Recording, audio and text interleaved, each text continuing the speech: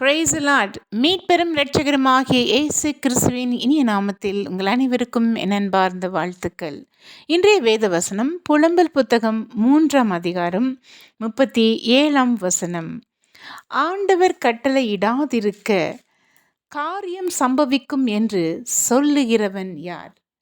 Who can command things to happen without the Lord's permission?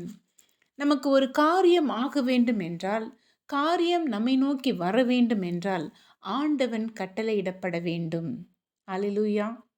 இதைத்தான் Esther புத்தகத்திலே நாம் வாசிக்கிறோம். எஸ்தர் ஒரு நேரத்தில் தன்னுடைய மக்களை காப்பாற்றுகிறதற்காக எழுதின சட்டத்தை மாற்றுவதற்காக அவள் ராஜாவுக்கும் மற்ற ராஜாவை சார்ந்த மக்களுக்கும் விருந்து படைக்கிறாள். விருந்து முடிந்த பின்பு அவள் அவனிடம் கேட்டுக்கொள்கிறாள் என்னவென்றால், தன் மக்களை விடுவிக்க வேண்டும் என்று.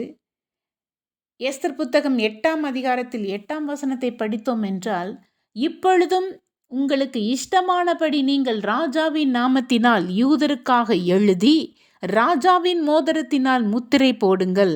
ராஜாவின் பெயரால் எழுதப்பட்டு ராஜாவின் மோதிரத்தினால் முத்திரை போடப்பட்டதை செல்லாமற் போக பண்ண ஒருவராலும் கூடாது என்றான். அல்லேலூயா. அப்படியென்றால் ராஜாவின் முத்திரை வேண்டும். ஒரு காரியம் நடக்க வேண்டும் என்றால் ராஜாவின் முத்திரை வேண்டும்.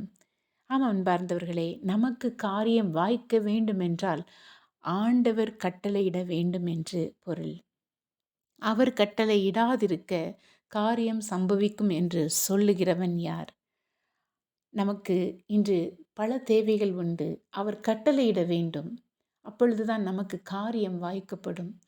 எத்தனையோ தேவைகள், எத்தனையோ பலன்களை எதிர்பார்த்து கொண்டிருக்கிற நாம் அந்த ராஜாதி ராஜாவுடைய கட்டளைக்காக நாம் இறைஞ்சுவோமா? God bless you.